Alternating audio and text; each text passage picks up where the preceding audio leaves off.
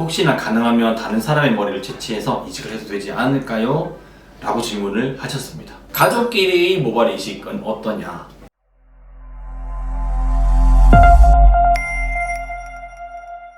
안녕하세요. 모든모의원 수석원장 이승준입니다. 최근에 상담 도중 제가 들었던 질문 중 하나인데요. 원장님, 저는 탈모가 너무 심해서 제 머리로는 채취할 머리가 없고 혹시나 가능하면 다른 사람의 머리를 채취해서 이식을 해도 되지 않을까요? 라고 질문을 하셨습니다. 사실 이 질문 자체가 농담처럼 들리지만 그 환자분은 상당히 진지한 표정으로 저한테 질문을 하셨어요. 그래서 오늘은 모발 이식의 전문가 입장에서 과연 타인의 모발이 이식 가능한가에 대해서 말씀드리도록 하겠습니다. 결론부터 말씀드릴게요. 이론적으로 제로, 0은 아니에요. 그러나 현실적으로는 사실상 거의 불가능에 가깝다라고 보시면 됩니다. 그 이유는 이게 수술 방법적인 문제는 전혀 아니에요. 당연히 수술을 할 수가 있는데 우리 몸 자체가 면역체계가 있고 이 면역체계는 애초에 남의 것을 받아들이지 않게끔 설계가 돼 있어요. 그래서 불가능하다는 겁니다. 모발 이식 수술은 단순히 머리카락을 채취해서 앞에 꼽아 넣는 그런 과정이 아니에요. 살아있는 모낭을 옮기는 일종의 조직 이식술이라고 보시면 돼요.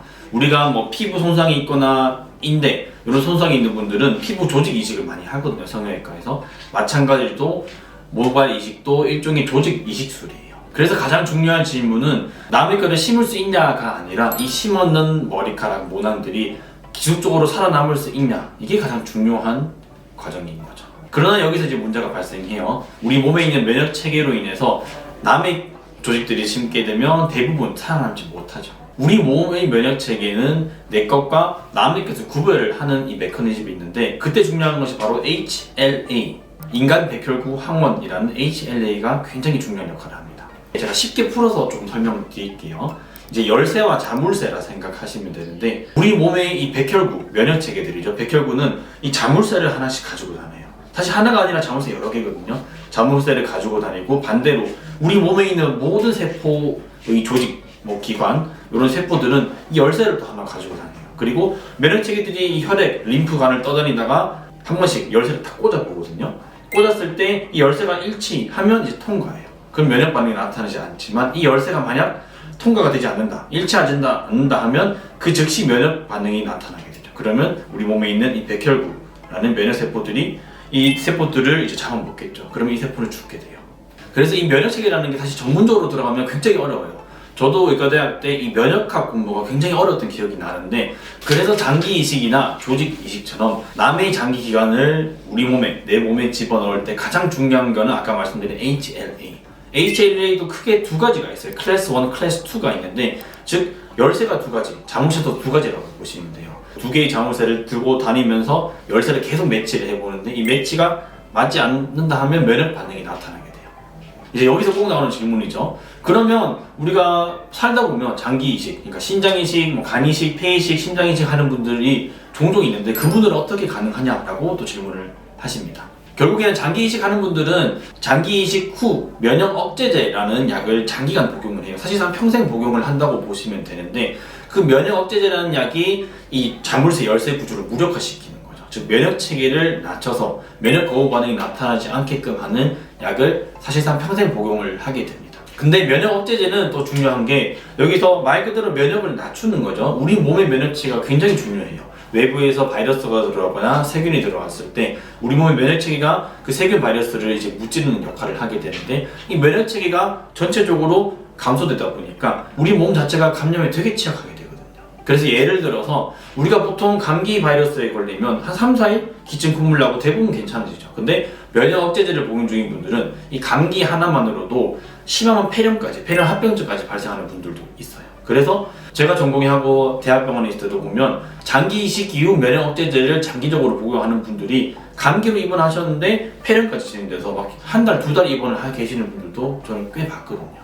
그래서 이렇게 장기 이식 후 면역 억제제를 복용하시는 분들은 정기적인 검사가 필수예요. 6개월마다 피 검사를 계속 해야 되고 그 다음에 이런 감염성 질환에 걸리지 않게끔 생활습관 관리도 철저하게 하시거든요. 그런데 이러한 부담스러운 상황을 단순히 이 머리 하나 때문에 내가 평생을 감수하겠다, 현실적으로도 그 다음에 의학적으로도 저는 맞지 않다라고 생각을 합니다. 그래서 이론적으로 남의 머리 이식하는 거는 뭐 불가능 제로는 아니에요. 그렇지만 이 현실적인 상황을 고려해봤을 때는 사실상 힘들다라고 보시면 됩니다. 그럼 또 다음에 나오는 질문이 이거죠.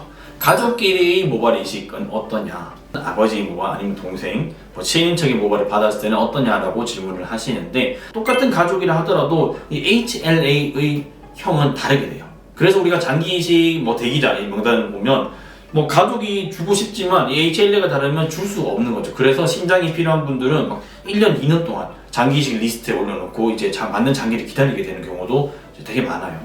그리고 사실 제가 세계 모발 이식 학회를 가보면 이렇게 동종 이식이라 하거든요. 이제 같은 인간의 종, 즉 남의 머리카락을 이식한 케이스들이 종종 있는데 케이스들이 발표가 돼요. 1년에 한 두세 건밖에 없는데 그분들의 경우 히스토리를 잘 살펴보면 대부분 장기 이식을 선행한 환자들이 많죠. 즉 간, 심장, 폐를 이미 이식한 상태고 그분들은 면역제제를 평생 복용하고 계세요. 그런 분들에 한해서는 세계적으로도 모발 이식이 간간히 이제 시행이 되고 있지만 아직 우리나라에서는 동종 모발 이식은 보고된 바가 없습니다. 즉 시행하는 의사가 없다는 거죠. 사실 뭐 간이나 심장처럼 장기 이식을 필요한 환자분들은 정말 그 수술 자체가 생명에 직관되는, 그러니까 그게 없으면 살아가기 힘든 분들이죠. 탈모가 진행된 분들은 이 나의 생명은 사실 직결되지는 않거든요. 일종의 이제 미용적인 측면이라고 보시면 돼요. 그래서 이 미용적인 측면 하나를 가지고 과연 내가 평생 면역 억제제를 먹으면서 이런 고생을 감수해야 되냐, 그거를 또 따져봐야 되는 게 이 타인의 모발을 심는 그 행위라고 보시면 됩니다. 그래서 결론, 모발 이식은 머리카락을 새로 만들어주는 게 아니에요. 이 뒤쪽, 옆쪽에 있는 건강한 모발을 채취해서 옮겨 심는 과정이 모발 이식인 거죠. 그래서 중요한 건 얼마나 많이 심냐, 뭐 어떻게 심냐 보다는 심은 모낭이 어떻게 해서 잘 살아남느냐가 가장 중요한데 타인의 모발을 이식받았을 경우에는 이 살아남는 과정이 되게 힘듭니다. 되게 험난한 과정인 거죠. 자, 그럼 정리하겠습니다. 다른 사람의 모발 이식은 의학적으로는 제로, 불가능은 아닙니다. 그러나 현실적인 여건을 따져봤을 때는 사실상 불가능하다고 볼 수가 있죠. 왜냐하면 HLA 같은 면역 체계들이 일치해야 되는데 사실 그거 일치하는 사람 찾기가 굉장히 힘들어요. 그래서 타인의 모발 이식은 불가능하다라고 생각해 주시면 됩니다.